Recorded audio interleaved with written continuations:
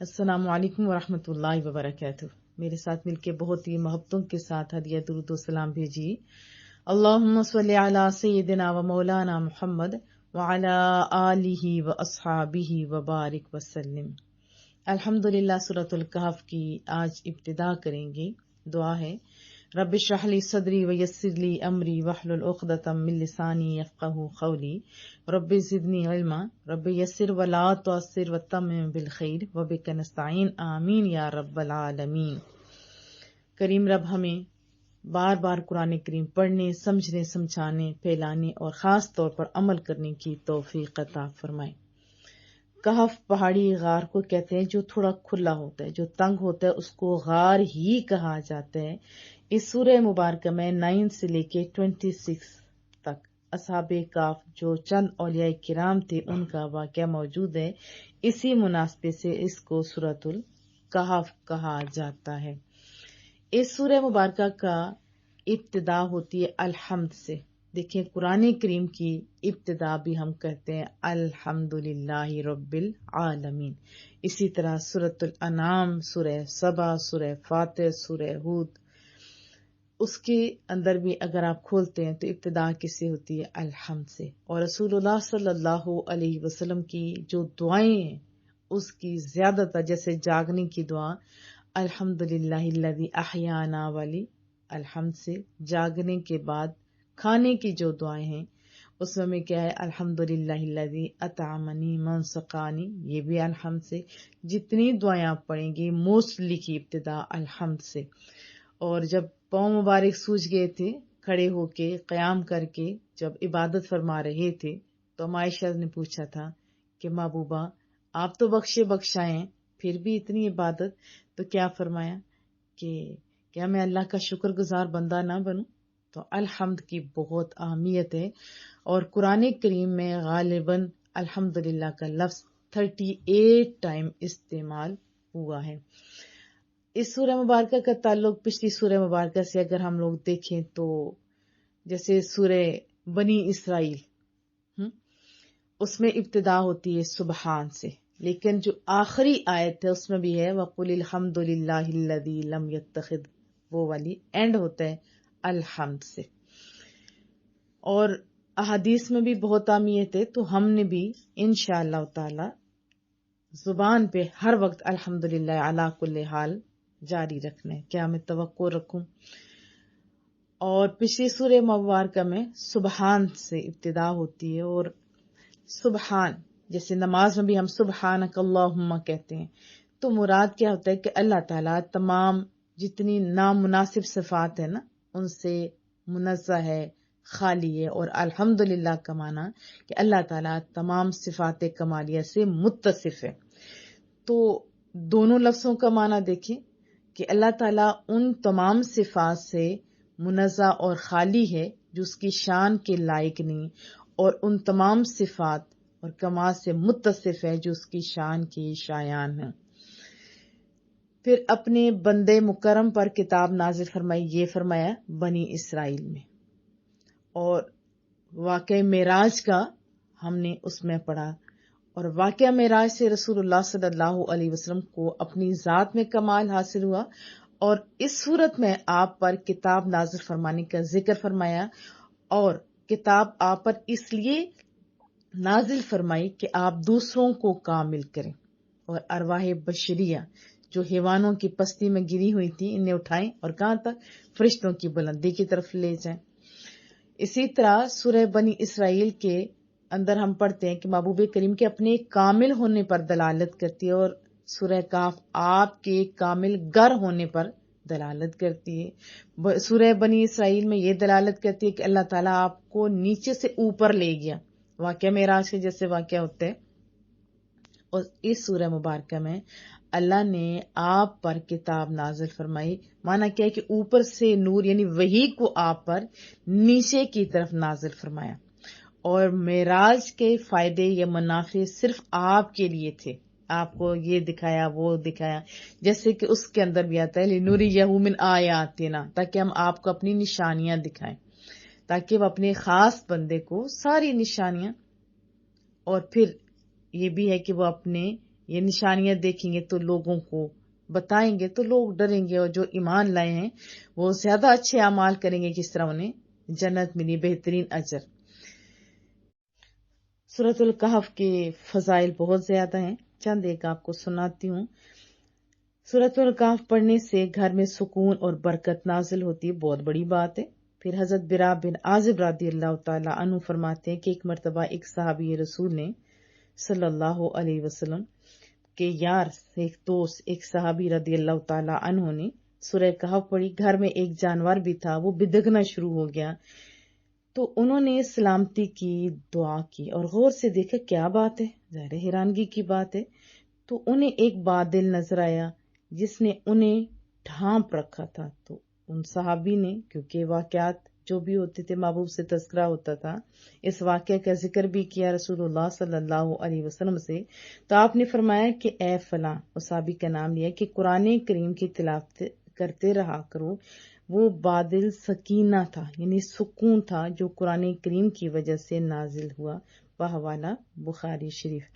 حضرت ابو درداء سے روایت ہے رضی اللہ تعالیٰ عنہ، رسول اللہ صلی اللہ علیہ وسلم کا فرمان، جو سورہ کہف کی ابتدائی 10 آیات یاد کرے گا وہ بہت بڑا فتنہ، کون سا؟ دجال کا، اس کے فتنے سے محفوظ رہے گا، بحوالہ مسلم شریف۔ تو 10 آیات یاد کرنے میں کون سا ٹائم لگتا ہے؟ تو شروع کی اور آخری 10 آیات آپ یاد کرنے، آپ کو اپنا ہی فائدہ ہوگا۔ حضرت ابو سعید خدری رضی اللہ تعالیٰ عنہ سے روایت ہے، رسول اللہ صلی اللہ علیہ وسلم نے فرمایا، جو شخص جمعہ کے دن سورہ کہف کی تلاوت کرے گا تو آئندہ جمعہ تک اس کے لیے خاص نور کی روشنی رہے گی، بحوالہ مستدرک۔ تو اتنا فائدہ ہے۔ ٹائم کتنا لگنا ہے؟ آدھا گھنٹہ۔ تو خود بھی اور اپنے بچوں کو بھی موٹیویٹ کریں کہ اس سورہ مبارکہ کو لازمی پڑھا کریں۔ اعوذ باللہ من الشیطان الرجیم، بسم اللہ الرحمن الرحیم۔ الحمدللہ، سب تعریفیں، حمد آپ جانتے ہیں، جیسے حمد شریف، نعت شریف۔ حمد وہ ہوتا ہے جس میں اللہ کی تعریفیں ہوتی ہیں، نعت جس میں رسول اللہ صلی اللہ علیہ وسلم کی اچھی کوالٹیز، باتیں ہم بیان کرتے ہیں۔ الذی، جس نے، انزلہ، نازل فرمائی، علی عبد، بندے پر، کس پر؟ یعنی رسول اللہ صلی اللہ علیہ وسلم پر ہی، اپنی، کتنی محبت ہے اس میں، علی عبد ہی، اپنے بندے خاص پر نازل فرمائی، الکتاب، کتاب یعنی قرآن کریم۔ قرآن کا ذاتی نام ہے، جیسے اللہ کا ذاتی نام ہے۔ کتاب صفاتی نام ہے۔ کتبن کہتے ہیں جمع کرنا، اس میں تو سب کچھ جمع ہے، تمام علوم اس کے اندر جمع ہیں۔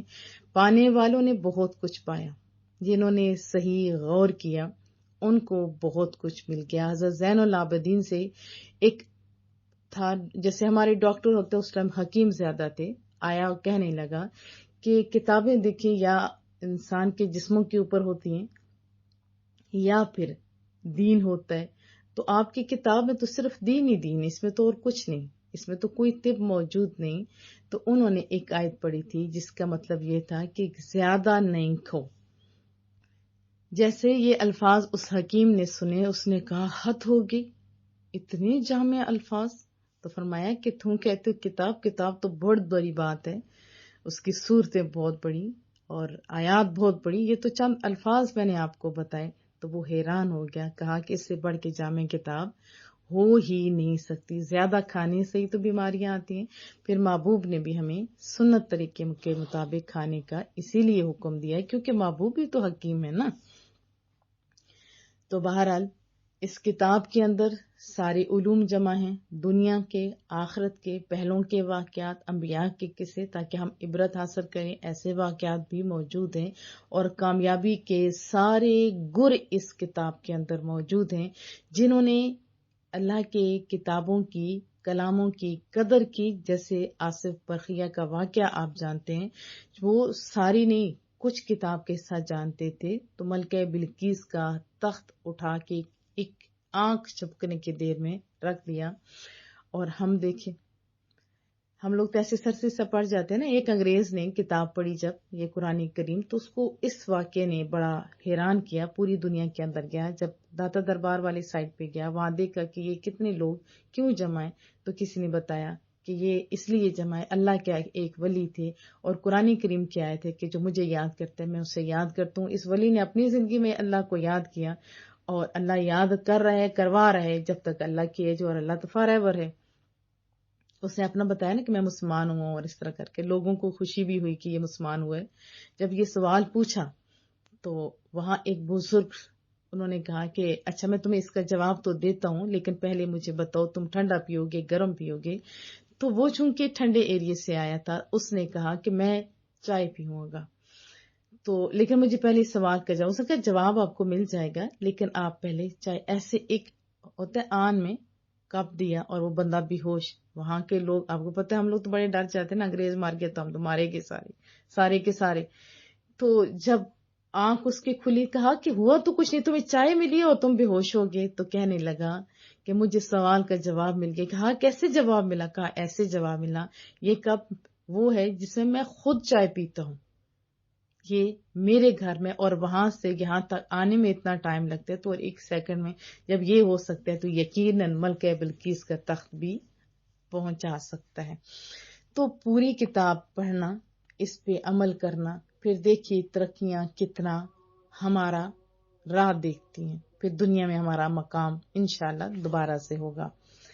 تو فرمایا سب تعریفیں اللہ کے لیے جس نے اپنے محبوب بندے پر کتاب یعنی قرآن کریم نازل فرمائی.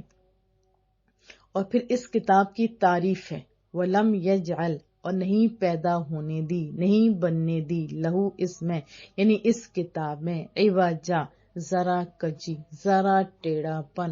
اس کتاب کی ابتدا بھی تو انہیں لا ریب، اس میں شک نہیں، ابتدائی یقین کی کیفیت. کوئی بھی کتاب لکھتا ہے تو کیا کہتا ہے کہ آخر میں لکھا ہوتا ہے کہ اس میں اگر کوئی کمی بیشی ہو تو آپ اطلاع کریں تاکہ ہم اصلاح کر سکیں. اس کتاب کے رائٹر اللہ تعالیٰ نے پہلے کہا اس میں کوئی شک نہیں، اس میں کوئی رائب نہیں ہے. اوج کہتے ہیں ٹیڑھا پن کو، عین و جیم اس کا روٹ ورڈ ہے. اور اوج آنکھ سے دیکھنے سے جو ٹیڑھا پن نظر آتا ہے، مثلا کوئی کسی بھی چیز میں یہ صحیح نہیں ہے، یہ سینری صحیح نہیں لگی، یہ ہوتا ہے ٹیڑھا پن. اور عوج کہتے ہیں کہ جو صاحب بصیرت ہوتے ہیں ان کو جو خامیاں نظر آتی یعنی بصیرت سے جو پتہ چلے. تو عوجا اس میں دونوں معنی مراد ہیں کہ نہ آنکھ سے دیکھنے والے کو الحمد سے لے کے ناس تک پڑے کوئی ٹیڑھا پن نظر نہیں آئے گا. صاحب بصیرے جو دور اندیش لوگ ہوتے ہیں وہ بھی پڑھ کے دیکھیں، اس میں کوئی تضاد آپ کو نظر نہیں آئے گا. یہ وہ کتاب ہے جس کو لا ریب ہونے کا شرف موجود ہے، اور اس میں ذرا کجی نہیں، نہ معاش میں نہ معاد میں، یعنی سب ٹھیک، قیمہ اور درست کرنے والی ہے. اس کے بھی بہت سارے معنی، جیسے قائم کرنے والی، اقوال اس سے ریلیٹڈ بہت زیادہ ہیں کہ درست ہے اور درست کرنے والی بھی ہے. میں مفہوم آپ کو بتا رہی ہوں، یعنی اس میں کجی نہیں ہے، نقص پاک، اس میں کوئی تضاد موجود نہیں ہے. اور سورۃ النساء میں ہم لوگ پڑھ کے آ چکے ہیں وَلَوْ كَانَ مِنْ عِنْدِ غَيْرِ اللَّهِ، کہ اگر یہ اللہ کے علاوہ کسی اور کی طرف سے ہوتا یعنی قرآن کریم، تو آیت 82 میں دیکھیں تو کیا ہوتا، تو وہ ضرور اس میں بہت اختلاف پاتے. لیکن اس میں اختلاف نہیں، کیونکہ یہ سیدھی ہے اور سیدھا کرنے والی ہے. پھر اللہ کا نام بھی ہے حی یا قیوم، نگران ہے، محافظ ہے، قائم رکھنے والا ہے، زندہ ہے، زندہ رکھنے والا ہے. اور قیام کھڑے ہونے کو کہتے ہیں سیدھا. تو اس کے بہت سارے اقوال ہیں، یہیں پہ اتفاق کرتی ہوں. قیمن درست کرنے والی ہے، لیونذرا تاکہ ڈرائے، باسن کے پیچھے ہم سختی، مصیبت، تنگی، عذاب وغیرہ کے معنی میں پڑھ کے آ چکے ہیں. تو یہاں عذاب یا گرفت آپ کہہ سکتے ہیں. وہ بھی گرفت کیسی؟ شدیدہ، سخت گرفت سے. سخت گرفت سے ڈرائیں گے تو کیا ہوگا؟ بندہ سیدھا ہی ہوگا نا، کہ کہیں ہمیں اس میں نہ جلنا پڑ جائے، پھر بندہ نیکیوں کا کام کرے گا. درست کرنے والی ہے تاکہ ڈرائے سخت گرفت سے، من لدنہ اللہ تعالیٰ کی طرف سے، یعنی آخرت کی طرف، اللہ تعالیٰ کی طرف سے. یہ ڈن بات ہے نا، جو اللہ تعالیٰ کی طرف سے ہوتی ہیں، وَيُبَشِّرَ اور بشارت، یعنی ایسی خوشی جس کا چہرے پہ آپ کو پتہ ہے اثر نظر ہوتی تو وہی خوشی ہے نا، ایک تو ہوتی ہے آرٹیفیشل، اندر کی خوشی تو وہی ہوتی ہے جو چہرہ بھی بتا دے. اور یہ خوشخبری سنائے کن کو؟ مؤمنین، اہل ایمان کو، ایمان والوں کو، الذین جو خالی لا الہ پڑھ کے بیٹھ نہیں گئے، کیونکہ حضرت علامہ اقبال نے فرمایا تھا کہ زبان سے لا الہ کہہ بھی دیا تو کیا حاصل، دل و نگاہ مسلمان نہیں تو کچھ بھی نہیں. فرمائے لا الہ بہت بڑی بات ہے، کنجی ہے. ابتدائے لا الہ نہیں پڑھا تو کتنے عمل صالح کرنے کوئی فائدہ نہیں، لیکن لا الہ پڑھا تو پھر اس کے بعد عمل صالح کیے تو پھر کامیابیاں، پھر بشارتے ہیں. الذین جو یعملون اعمال کرتے ہیں صالحات نیک. لیکن اللہ کا فضل بھی ہے، بہت ساری احادیث کے اندر بھی ہم پڑھتے ہیں جس کے اندر رائی کے دانے کے برابر بھی یہ ہوگا نا لا الہ، وہ بھی انشاءاللہ جنت میں ضرور جائے گا. لیکن جو لا الہ پڑھتا ہے نا پھر اس کے اندر خوف اتنا ہوتا ہے بے عمل نہیں رہتا، یہ یاد رکھیں. یعملون الصالحات نیک اعمال کرتے ہیں.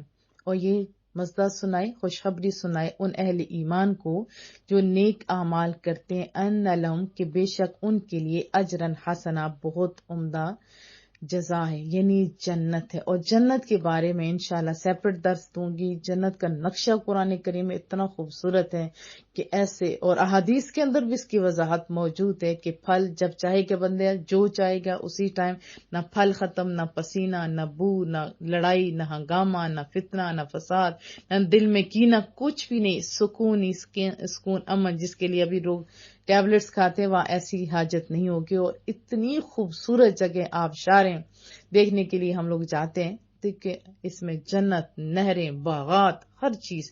اور سب سے بڑی بات اللہ کا دیدار اور محبوب کریم صلی اللہ علیہ وسلم کا دیدار بھی ہوگا ہمیں انشاءاللہ تعالی. بہت عمدہ کیا ہے جزا ہے، بدلہ ہے. ماں کی تینا وہ ٹھہری رہیں گی، وہ رکی رہیں گی.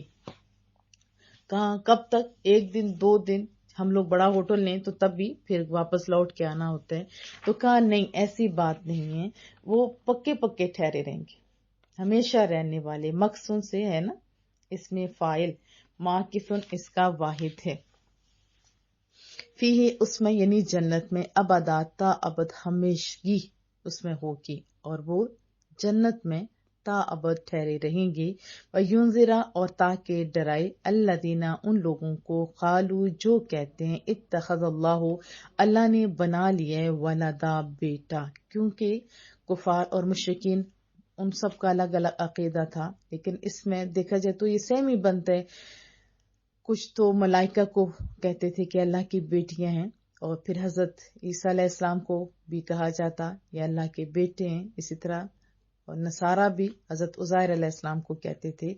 تو اس کے بارے میں بتایا جا رہا ہے کہ تاکہ ڈرائے ان نادانوں کو، بے وقوفوں کو جو یہ کہتے ہیں کہ اللہ نے فلاں کو اپنا بیٹا بنا لیا ہے.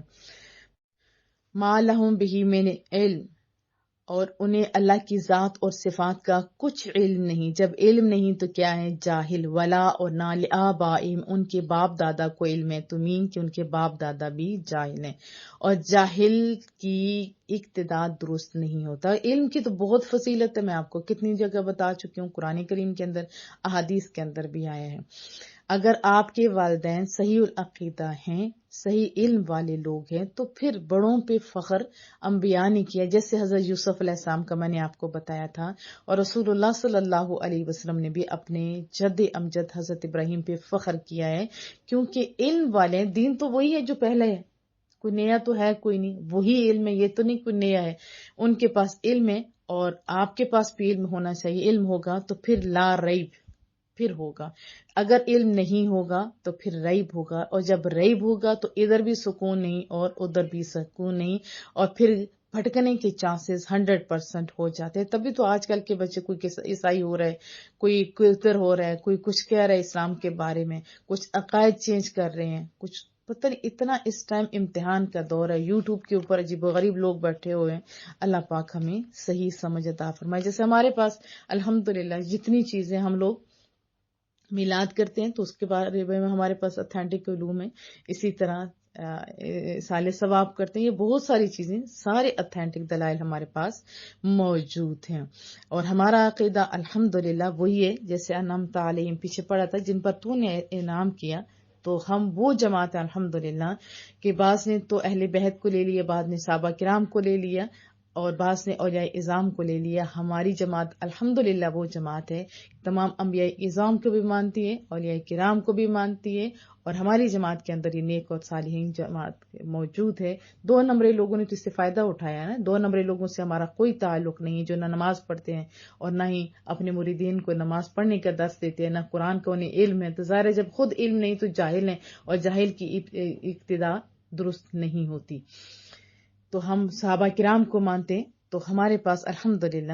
تو بہرحال فرمایا کہ انہیں اللہ تعالیٰ کی ذات اور صفات کا کچھ علم نہیں، اور نہ ان کے باپ دادا کو. کبرت کبیر جیسے بہت بڑا ہوتا ہے، کتنی بڑی ہے کلمہ با تخرجو، وہ نکالتے ہیں، نکلتے ہیں من افواہم، ان کے منہوں سے. اور کتنی بڑی بات ہے وہ جو ان کے منہوں سے نکلتے. ان یقولون، ان یہاں نافیہ ہے نہیں، کیونکہ آگے الا ہے، مگر نہیں وہ کہتے الا مگر کذبا، جھوٹ. جھوٹ کی ضد کیا ہے؟ صدق. صدق کی ضد کیا ہے؟ جھوٹ. وہ نہیں کہتے مگر سراسر یعنی جھوٹ کہتے ہیں.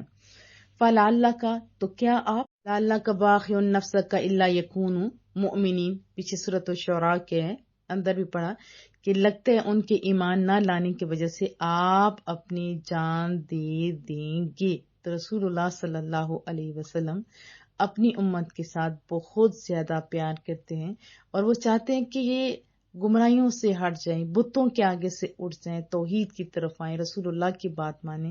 اور دیکھیں فإن اللہ، قرآن کریم میں آتا ہے نا کہ محبوبہ تسلیاں دی رہی ہیں کہ بے شک اللہ تعالیٰ جس کو چاہتا ہے گمراہ کرتا ہے، جس کو چاہتا ہے وہ یہدی من یشاء، جس کو چاہتا ہے وہ ہدایت دیتا ہے. فلا تذهب نفسک علیہم حسرات، تو آپ ان پر غم کر کر کے اپنی جان کو ہلاکت میں نہ ڈالیں. اور ادھر بھی یہی ہے، سورۃ الانعام کے اندر بھی آتا ہے کہ اگر اللہ چاہتا تو وہ یہ سب کچھ نہ کرتے. اور ہم نے آپ کو ان کا اس طرح نہیں کیا آپ کی جو ڈیوٹی ہو بس وہ سونی سونی سے پوری کرتے رہیں. اسی طرح سورۃ الغاشیہ کے اندر بھی آتا ہے آپ بس نصیحت کیجیے، جبراً آپ کوئی کام نہیں کریں، اپنے آپ کو خراب نہیں کریں. کیونکہ آپ کے کام یہ نہیں کہ اگر انہوں نے آپ کی بات نہیں مانی تو ہم آپ کو پکڑیں گے، ایسا نہیں ہوگا، بلکہ آپ نے ڈیوٹیاں دی، اللہ آپ کو دیکھ رہے. اور قرآن کریم میں آج جب میں پڑھ رہی تھی تو میں حیران ہو گئی کہ مالک، جب بھی پڑھتی ہوں قرآن کریم کی یہ شان ہے، لگتا ہے جیسے اب بھی پڑھے، جیسے اب بھی پڑھے. تو جبرن تو کسی کو نہیں ہدایت دی جا سکتی، تو اللہ ہے جو جس کو ہدایت دے. تو محبوبہ آپ ڈیوٹیاں دیتے رہیں. اس میں ہمارے لیے بھی بہت بڑی بات ہے کہ محبوب تو اتنے پریشان تھے دوسرے لوگوں کو سیدھے راستے سے ہٹتا ہوا دیکھ کے. میں اور آپ کیا کر رہے ہیں کہ ہمارے اندر بھی یہ جذبہ ہونا چاہیے، ہمارے اندر بھی جذبہ ہونا چاہیے کہ ہمارے محبوب اتنے پتھر کھائے، انہوں نے ہم نے کھائے نہیں کھائے. ان کے پیچھے اوباش نوجوان لگا دیے پتھر ان کے ہاتھ میں مارے، کبھی اوجریاں ڈالی جا رہی ہیں، کبھی وطن سے دور آپ کو پتہ ہے ہجرت کرنے پہ مجبور کیا جا رہا ہے. اور خالی آپ کو اذیتیں نہیں دی جا رہی بلکہ جو آپ کے ساتھ بھی کھڑا ہوتا تھا. تو آپ دیکھیں کتنے لوگ ہیں. پہلی عورت جو شہید ہوئی وہ اسی دین پہ، صرف لا الہ کہنے کی وجہ سے. پھر مردوں کا آپ دیکھیں کتنے ان کو اذیت دی جاتی تھی، کبھی پتھروں گرم پتھر جو ہے اس کے اوپر لٹایا، اس کے اوپر پھر پتھر، کبھی آگ، کبھی کوئلے، کبھی گلے میں. رسول اللہ صلی اللہ علیہ وسلم کے گلے کے اندر بھی استغفر اللہ کہنے نہیں ہوتا، وہ ایسے پتھر دل لوگ تھے. تو اتنے حریص تھے اپنی امت کے لیے کہ وہ آئیں، اپنی خاص طور پر رشتہ داروں کے لیے کہ آئیں، حق کی طرف آئیں. تو اللہ نے فرمایا کہ کیا آپ تلف کر دیں گے نفس کا، اپنی جان کو، علی آثارہم، ان کے پیچھے جنہوں نے آپ کے ساتھ یہ سلوک کیا، ان کے پیچھے. تو اس میں تسلی بھی ہے، محبت بھی ہے، اور محبوب کریم کا یوں سمجھیں کہ حریص ہونا ہم پہ ثابت بھی ہو رہا ہے. علم یؤمنو، اگر وہ نہ ایمان لائے بہذا الحدیث، حدیث جیسے محبوب کی باتوں کو حدیث کہا جاتا ہے، یہ قرآن کریم کو یہاں پہ حدیث کہا جا رہا ہے. اس قرآن پر اسفا، افسوس کرتے ہوئے، آصف کہتے ہیں افسوس کو، سوری، معذرت وغیرہ. لیکن اس تکلیف کو بھی کہا جاتا ہے جب اس کا کوئی اپنا بہت عزیز بہت پیارا چھوڑ جائے اور اس کی جدائی کا غم اتنا زیادہ ہو کہ برداشت نہ ہو سکے. جیسے حضرت یعقوب علیہ السلام، ان کو تو پتا تھا، وہ بھی تھوڑے پریشان ہوئے، اور لیکن اس کی وہ سمجھ سکتے ہیں جس کا کوئی پیارا چھوڑ کے چلا گیا ہو اور وہ گھل گھل کے مر جائے گھٹ گھٹ کے ایسے. تو اس قرآن پر افسوس کرتے ہوئے انا جالنا، بے شک ہم نے بنایا ما علی الارض، جو کچھ بھی زمین پر ہے، زینہ باعث زینت. زمین کے اوپر جتنی چیزیں آپ دیکھیں، چرند پرند پھول اور اس کے اندر جو پھل فروٹ، خوبصورت بلڈنگز، آبشاریں، بہت ساری چیزیں، یہ آسمان، یہ چاند، یہ تارے، یہ پہاڑ، ہر چیز بہت حسن ہے لہا اس کے لیے. یعنی یہ جو زمین کے اندر جو ابھی زینت ہے اور دن بدن ترقیاں ہوتی جا رہی ہیں، یہ چیز بن رہی ہے، وہ چیز بن رہی ہے، یہ ساری باعث زینت و آرائش ہیں. کیوں بنائی اللہ نے؟ وہ بتایا لنبلوہم، تاکہ ہم انہیں آزمائیں. کن کو؟ اہل ایمان کو، کہ وہ اس زینت میں، اس حسن میں کھو کے اپنی آخرت کو، اللہ کو، رسول کو بھول جاتے ہیں، قرآن کریم کو بھول جاتے ہیں، یا کوئی اچھا کام کرتے ہیں. یہ آزمائش ہے یہ چیزیں. ایک بندہ ہے جب بارش کا وہ دیکھتا ہے خوبصورت، تو وہ کیا کہتا ہے کہ یہ بادل لائے، اور کافر تو یہی کہتے ہیں بادل لائے اور اس نے ہریالی کر دی. مومن کیا کہتے ہیں؟ یہ بادل میرے رب نے بھیجے اور ہریالی میرے رب نے کی.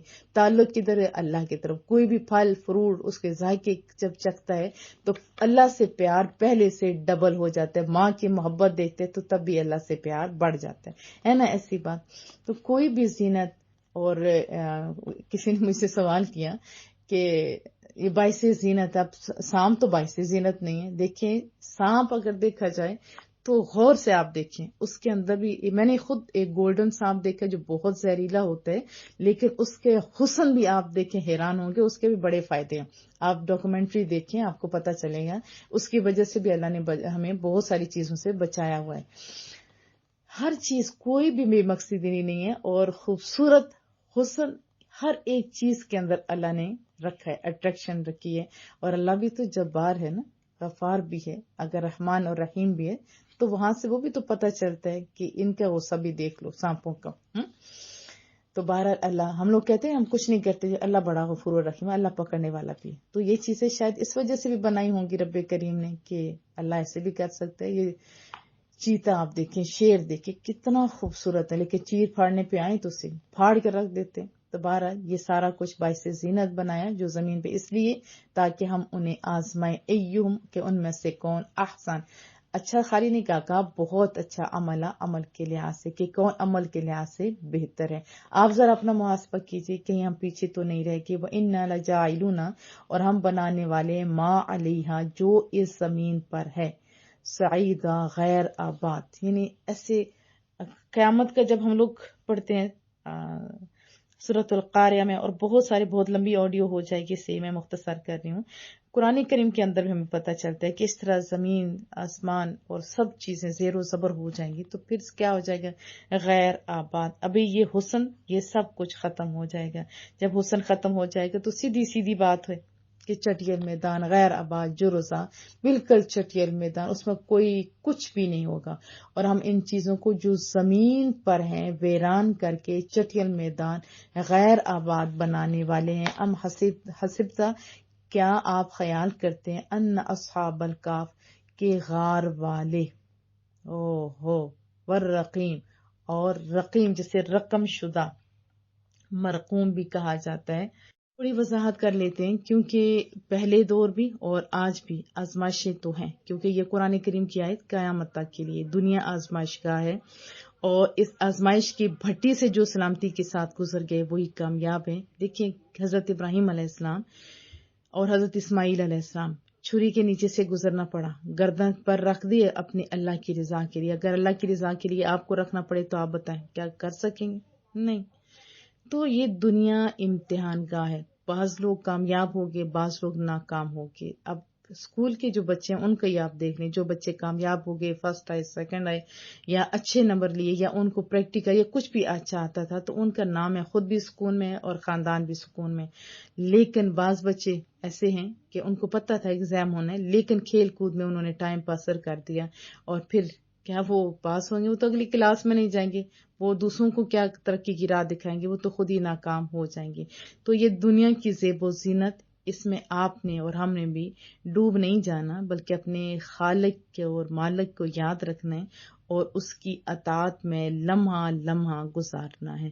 تو ہمیں اس کے اوپر غور کرنا ہے کہ جب چٹیل میدان ہو جائے گا، یہ رنگینیاں، یہ رہنائیاں، یہ دل فریبیاں، یہ ساری فنا ہو جائیں گی، تو باقی ذات کون ہے رہنے والی؟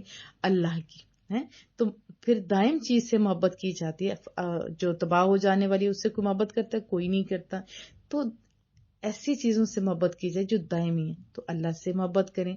تو محبت خالی زبان نہیں، ہم نے احکام پر عمل بھی کرنا ہے، ہم نے اطاعت بھی کرنی ہے، جو حکم ہے اپنے ہم نے دماغ نہیں چلانا، بلکہ سر تسلیم خم کرنا ہے اور غور کرنا ہے، اسی سے اپنا تعلق مضبوط کرنا ہے، اپنے رسول اللہ صلی اللہ علیہ وسلم سے اپنا تعلق مضبوط کرنا ہے، یقین کی کیفیت پیدا کرنی ہے، کیونکہ محبوب کے فرمان اگر ہم لوگ نہیں پڑھیں گے تو کیا ہوگا؟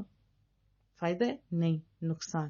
اور آپ کے لیے ہے سب کچھ، یہ قرآن کریم، یہ احادیث طیبہ آپ کے لیے، تاکہ آپ لوگ بچ جائیں۔ تو امید ہے انشاءاللہ تعالی ہم لوگ اچھے اعمال کریں گے۔ تو کیا میں توقع رکھوں؟ رسول اللہ کا فرمان ایک سن لیتے ہیں۔ محبوب کا فرمان ہے کہ دنیا شیریں اور سرسبز ہے، اور اللہ تعالیٰ تم کو اس میں خلیفہ بنانے والا ہے، پھر وہ دیکھے گا کہ تم اس میں کس طرح عمل کرتے ہو۔ سو تم دنیا سے اور عورتوں سے بچو، کیونکہ بنو اسرائیل کا پہلا فتنہ عورتوں میں تھا۔ عورتیں آج کل کیا کر رہی ہیں؟ اللہ پاک ہدایت دے۔ اور اسی طرح ہمارے مردوں کی مجھے سمجھ نہیں آتی، جن کو اللہ نے اتنی فضیلت دی۔ جب میں نے پڑھا ایک نیوز کو، میرا کلیجہ پھٹ گیا۔ حالت اعتکاف میں بچے کے ساتھ نامناسب سلوک، وہ بھی جب شیطان بندھے ہوئے تھے، تو پھر کہاں لوگ صاف ستھرے ہوں گے؟ اور پھر اسکولوں میں تو ویسے ہو رہے، ہر جگہ، کوئی جگہ نہیں، لفٹوں کے اندر بچوں کے ساتھ ہو رہے، عورتوں کے ساتھ ہو رہے۔ یار کوئی اور کام نہیں رہا، کوئی اور کام نہیں رہا۔ اور پھر محبوب نے فرمایا مجھے تم لوگوں کے بارے میں سب سے زیادہ دنیا کی تر و تازگی سے خطرہ ہے۔ مسلمانوں نے پوچھا یا رسول اللہ دنیا کی تر و تازگی کیا ہے؟ آپ نے فرمایا زمین کی برکتیں۔ مسلمانوں نے عرض کیا، صحابہ کرام نے عرض کیا یا رسول اللہ کیا خیر کے سبب سے شر ہو سکتا ہے؟ پھر آپ نے 3 مرتبہ فرمایا خیر کے سبب سے خیر ہی ہوتی ہے۔ موسم بہار میں جو چیزیں زمین سے اگتی ہیں تو وہ جو سبزہ جانوروں کو ہلاک کر دیتا ہے یا قریب المرگ کر دیتا ہے، تو سوا ان جانوروں کے جو صرف سبزہ کھاتے ہیں، اور وہ اس قدر کھاتے ہیں کہ ان کی ہوتی ہے نا کوکھیں وغیرہ، جیسے ان کو زندہ رکھنے کے لیے اتنا ہی ہو، پھر وہ دھوپ میں لوٹ لگاتے ہیں کہ پتہ نہیں جیسے ایسے ہوتا ہے، اس کو پتہ نہیں کیا کہتے ہیں، اور وہ کھانے کے بعد ان کا اخراج ہوتا ہے۔ تو یہ مال دنیا بھی سرسبز اور میٹھا ہے، جو شخص اس مال کو اپنے حق کے مطابق لے گا، یعنی پیٹ بھرنے کے لیے اتنا تو صحیح ہے۔ تو یہ اچھی مشقت ہے، اور جو مال کو ناحق لے گا تو وہ اس جانور کی طرح سے ہے جو کھاتا ہے اور سیر نہیں ہوتا۔ محبوب کا فرمان ہے کہ جو شخص دنیا کے مال سے سیر نہیں ہوتا یعنی پیٹ نہیں بھرتا، اور اس کو جس قدر مال ملتا ہے اس پر قناعت نہیں کرتا، بلکہ کوشش ہوتی ہے کہ وہ زیادہ سے زیادہ مال کو جمع کرے، یہ وہ شخص ہے جس نے اللہ اور اس کے رسول کی نصیحت کو نہیں سمجھا، وہ مال کی فتنہ میں مبتلا ہے، اور اس سے انسان بہت کم سلامتی میں رہتا ہے۔ جس شخص کو بقدر ضرورت مال ملا اور اللہ تعالیٰ نے اس کو اپنے دیے ہوئے مال پر قانع کر دیا، وہ شخص کامیاب ہو گیا۔ اللہ نے جو فرمایا تاکہ ہم ان کو آزمائیں کہ ان میں کون سب سے اچھا عمل کرنے والا ہے۔ تو اس کے بارے میں بھی یہ ہے کہ اہل ایمان کیا کرتے ہیں کہ جب ان کو ملتا ہے پھر پیٹ بھر کے الحمدللہ کر کے خود رشتہ داروں کو کھلاتے ہیں، اللہ کی راہ میں خرچ کرتے ہیں، اور فرائض، واجبات، سنن، مستحبات اور ان چیزوں کو ادا کرنے کے ساتھ ساتھ مکروہات سے اجتناب کرتے ہیں، تو وہ شخص کون ہے؟ اچھے لوگ۔ حضرت عبداللہ بن عمر بیان کرتے ہیں محبوب نے اس آیت کی تلاوت کی، لِنَبْلُوَهُمْ أَيُّهُمْ أَحْسَنُ عَمَلًا، تو عرض کیا محبوبہ اس آیت کا معنی کیا؟ آپ نے فرمایا تاکہ ہم یہ آزمائیں کہ تم میں سے کس کی عقل زیادہ اچھی ہے، اور تم میں سے کون اللہ تعالیٰ کی حرام کی ہوئی چیزوں سے زیادہ پرہیز کرنے والا ہے، اور تم میں سے کون زیادہ سرعت کے ساتھ اللہ تعالیٰ کی اطاعت کرنے والا ہے۔ اب دیکھیے ہم کدھر ہیں؟ ہم سرعت کے ساتھ کر رہے ہیں ہمارے لیے نیکیاں، تو ہم لکی ہیں۔ پھر حضرت عبداللہ بن عمر سے مروی رسول اللہ نے فرمایا ایسے مجھے پکڑا، فرمایا دنیا میں اس طرح رہو جیسے مسافر یا راستہ عبور کرنے والا، اور اپنا شمار اور یہ جو مرنے والے ہوتے ہیں نا قبر والوں میں کرو. دیکھو کتنا آسان اور اچھے الفاظ میں سمجھائے. پکا جب نہیں رہنا تو پھر پکا جہاں پہ رہنا وہاں کی تیاری کرو. ہم قرآن و سنت کے مطابق زندگیاں بسر کریں گے تو بہت سارے موذی امراض سے بھی ہم لوگ بچ جائیں گے، اور ایک دوسرے کے ابھی بھائی جو قتل کر رہے ہیں اس سے بھی ہم لوگ بچ جائیں گے. پھر گھروں کے اندر جو فتنے ہو رہے ہیں اس سے بھی ہم لوگ بچ جائیں گے، اور انشاءاللہ تعالی کامیابیاں ہمارا مقدر ہوں گی، آسان ہمارے اعمال ہوں گے. پھر محبوب کا ایک فرمان آخری سنا دیتی ہوں، بہت سارے فرمودات ہے، دل ہے سارے سنا دوں. فرمایا اگر ابن آدم کے پاس مال کی 2 وادیاں، ایک نہیں وادی بہت بڑی 2 وادیوں ہوں، تو وہ چاہتا ہے اس کو تیسری وادی بھی مل جائے، اور مٹی کے سوا کوئی چیز اس کا منہ نہیں بھر سکتی. اور جو شخص توبہ کرے اللہ اس کی توبہ قبول فرما لیتے. بس ٹھیک اتنا کر لیے، اب اس کے بعد تیرے پیچھے دوڑوں گا، تیرے رزق کے پیچھے نہیں. جو رازق کے پیچھے دوڑتا ہے پھر اس کے پیچھے رزق دوڑتا ہے. اور اپنا رزق کون سا ہوتا ہے؟ جو کمایا کھایا اور اللہ کی راہ میں دے دیا، وہی آخرت میں کام آتا ہے. اور جو جمع کیا رکھتے رہے، تو جن اولادوں کے لیے جمع کیا ہوتا ہے تو کیا وہ آپ کے فرمانبردار ہوں گے؟ اس کی گارنٹی کسی نے دی ہے؟ نہیں. قرآن کہتے ہیں کہ الہاکم التکاثر، یہ قبروں تک پہنچ جاتے تب یہ رزق ہی رزق جو ہے وہ ان کو دور نہیں جاتا. تو بہرحال مجھے امید ہے انشاءاللہ تعالی ہم یہ جو ابتدا اچھی سورہ مبارکہ کی ہوئی ہے، پھر جو ولیوں کے واقعات ہیں وہ ہم آگے پڑھیں گے کہ انہوں نے ایمان کی خاطر کتنی قربانی دی. انہوں نے قربانی دی تو آج بھی ہم ان کا تذکرہ کر رہے ہیں. تو کیا قیمتی چیز ہے؟ ایمان. تبھی تو یا ایھا الذین آمنوا، یا ایھا الذین آمنوا. اور محبوب نے تو عمل کر کے بھی دکھایا کہ چٹائی پہ سوئے ہوئے تھے. میرا کلیجہ پڑتا ہے کہ جب بھی میں یہ پڑھتی ہوں اور چٹائی کے نشان ہوتے ہیں نا سائیڈوں پہ جہاں جو لگاتا ہے باڈی زمین پہ، وہاں پڑ گئے. تو حضرت عمر کا بہت سارے صحابہ سے یہ مروی ہے، انہوں نے عرض کی کہ یا رسول اللہ 2 جہاں کی سردار ہے یہ حال. تو فرمایا میرا دنیا سے کیا تعلق، میں دنیا میں صرف اس سوار کی طرح ہوں جو کسی درخت کے سائے میں سایہ تلاش کر پھر اس میں بیٹھے، پھر اس کو چھوڑ کے آگے روانہ ہو جائے. وہ یہ نہیں کہ وہ درخت کچھ ساتھ چپک کے رہ جائے، ایسا نہیں. تو حضرت عمر نے تو یہاں تک کہہ دیا تھا کہ وہ دنیا کے حکمران تو فلاں فلاں اتنی قیمتی قالینوں پہ اور آپ تو تبھی محبوب نے یہی جواب دیا تھا. تو ضمناً پھر وہ بات ختم کرتے کرتے رہ جاتی ہے کہ کھایا بھی اتنا کریں کہ جتنا پیٹ کو ضرورت ہوتی ہے، کیونکہ محبوب کا فرمان ہے کہ برا برتن ابن آدم کا بھرا ہوا پیٹ ہے. ابن آدم کے لیے چند لقمے کافی ہیں جو کمر کو سیدھی کر دیں.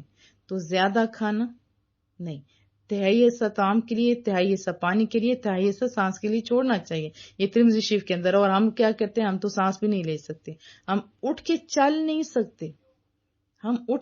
نہیں سکتے، رمضان بھی آتا ہے تو 100 قسم کی ڈشیں ہوتی ہیں، 2 چمچے بھی لیں تو تبھی جب رکوع کر رہے ہوتے تو باہر نکل رہی ہوتی. یہ چیز درست نہیں ہے، تبھی تو ہمیں وہ فائدہ حاصل نہیں ہوتا.